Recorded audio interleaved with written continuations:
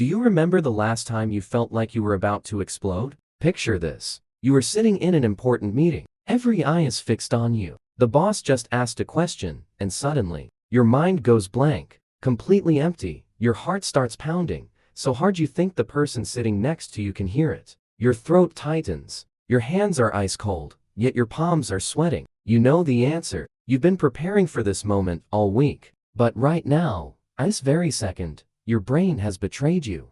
Or maybe, it's when you receive an urgent email at PM, or the sound of your children crying while you're trying to finish a deadline. That feeling, that suffocating sensation, science calls it a hijack, a seizure of control. But for us, humans struggling through modern life, we call it helplessness. Why do some people seem to have nerves of steel? They receive bad news with a calm face. They handle crises as if they were taking a walk in the park. But you feel like a ticking time bomb. Just one small spark and everything will shatter.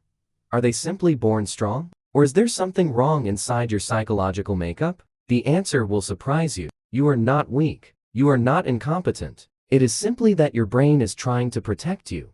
But in a way that is a bit outdated. Today, at Psychovive, we won't speak in cliches like, just breathe, or stop worrying.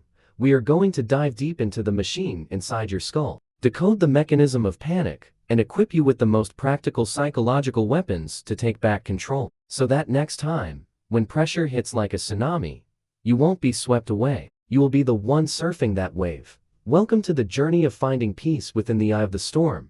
Part 1. Anatomy of Panic. Why do you lose control? Before learning how to fix it, we must understand how the machine operates. Imagine your brain as a two-story house. The upper floor is the prefrontal cortex. This is the talented CEO, where logical thinking, planning, and calmness reside. The lower floor is the limbic system, the home of a tiny but powerful character, the amygdala.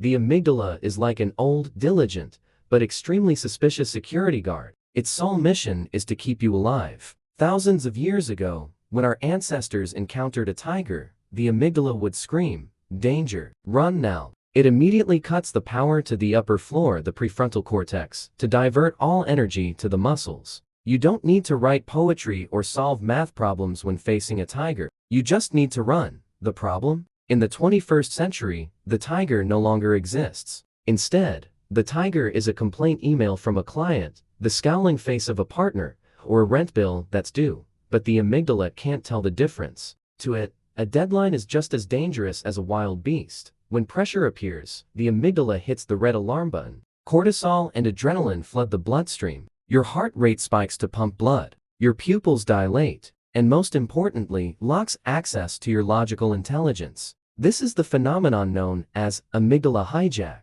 That is why when arguing, you often say stupid things that 5 minutes later, after calming down, you regret.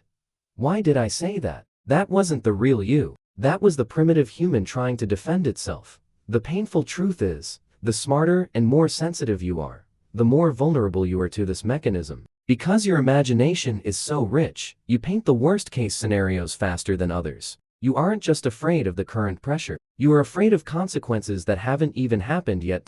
So, how do we convince that old security guard that it's okay? This is just a meeting. Nobody is going to die. Technique number 1: the paradox of control. Physiological sigh. When someone tells you to calm down, how do you usually feel? You want to punch them, right? Because you cannot use thoughts to control thoughts when the brain is on fire. You cannot command your heart to stop racing through sheer will. To control the head, you must use the body. The first and most powerful technique, recommended by top neuroscientists at Stanford, is called the physiological sigh. This is not meditation. This is a biological switch. When you are stressed, the alveoli in your lungs collapse. CO2 levels in the blood rise, sending panic signals back to the brain. The execution is very simple, but instantly effective. Inhale a deep breath through your nose. When you think you are full, inhale one more short breath immediately. This second inhale helps pop open the collapsed alveoli. Exhale very slowly, very long through your mouth, like you are blowing through a thin straw. Let's try it right now. Inhale, inhale, a little more, and exhale, very slowly. Repeat 3 times. What do you feel? A slight drop in your shoulders? Your heart rate slowing down? That is because you just activated the vagus nerve. sending a safe signal directly to the amygdala. You just hacked into your own alarm system and turned off the siren dot in any high-pressure situation.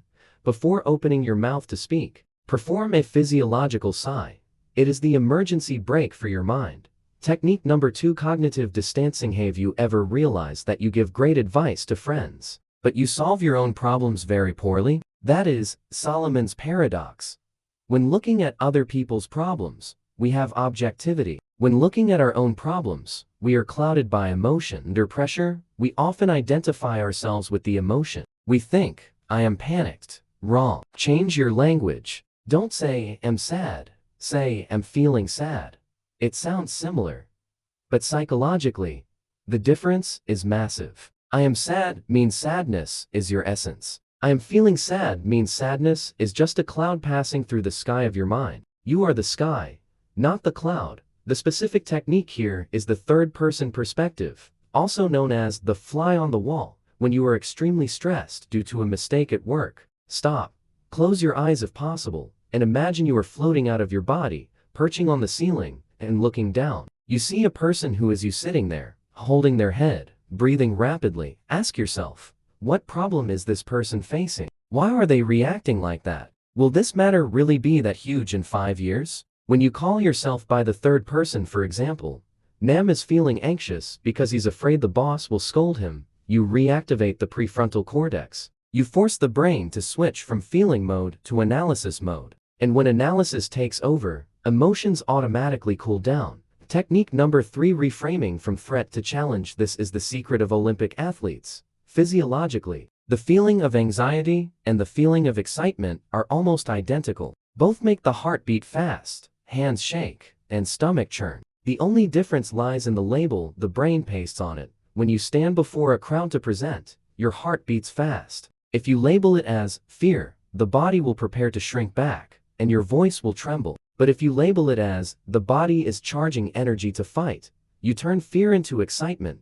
Next time pressure hits, don't try to be calm, because it is very hard to switch from energy level 100 to 0. Switch from negative energy to positive energy. Tell yourself, my heart is beating fast because it's pumping blood so my brain can work faster. My body is preparing for me to do this job well. I'm not afraid, I am ready.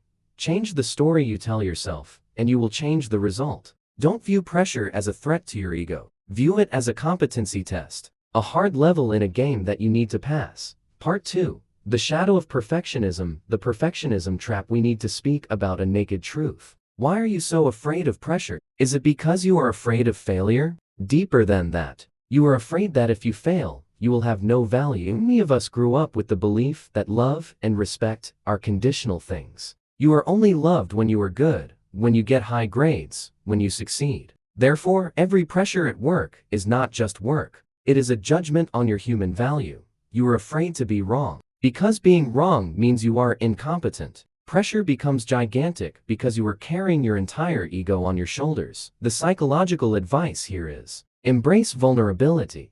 The people who stay calm best are not those who are never afraid. They are those who accept that, maybe I will make a mistake, and that is completely okay.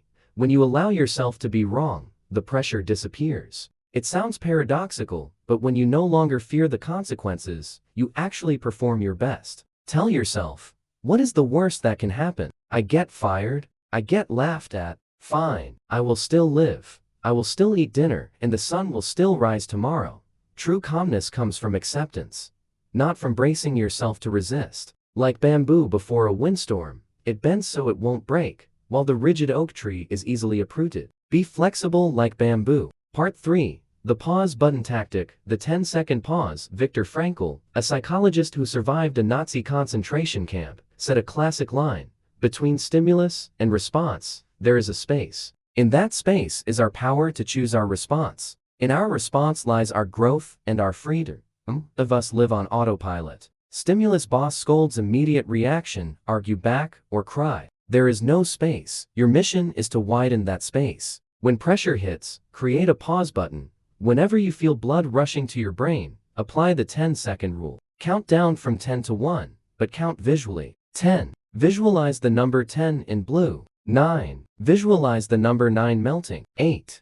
Forcing the brain to visualize colors and shapes will reactivate the logical part of the brain, helping you escape the control of emotions. In those 10 seconds, you don't need to solve the problem. You just need to not make the problem worse. Sometimes, winning isn't knocking out the opponent. It's not shooting yourself in the foot. Part 4. Conclusion: you are stronger than you think. Modern life is a chain of endless pressures. We will never eliminate all stress unless we stop breathing. But you know what? You don't need a life without storms to feel peace. You need a sturdy house within your soul to take shelter in when the storm comes. The techniques we just discussed, deep breathing, detaching yourself, reframing thoughts, and accepting imperfection, they are the bricks to build that house. Maybe today, you still lose your cool. Maybe tomorrow, you still tremble before a meeting. That's okay. Don't blame yourself. Changing the brain's reaction habits takes time. Every time you realize you are losing your calm, that is already a victory of awareness. Remember, emotions are like waves. They come, rise to a climax, and will surely dissipate. No wave lasts forever. Your job is not to stop the waves, but to learn how to surf on them. You have survived 100% of your worst days in the past. You have survived pains you thought you couldn't endure. You are much stronger and more resilient than you think. Staying calm is not repressing emotions inside. Staying calm is understanding that, no matter how chaotic the outside is, inside, you still have a quiet place that no one can invade. Thank you for spending your precious time listening and caring for your soul with Psychovive. If you see yourself in these stories, or if you have your own ways to overcome pressure, please share in the comments. We always read and cherish every share from you, because who knows, your story might be a lifebuoy for someone who is drowning. The journey of understanding oneself is a long road, and you don't have to walk it alone. Please hit the subscribe button and ring the notification bell to join the Psychovive community. We will return with deeper psychological analyses to help you heal and develop the best version of yourself. And now, take a deep breath and smile. Everything will be okay. Goodbye, and see you again.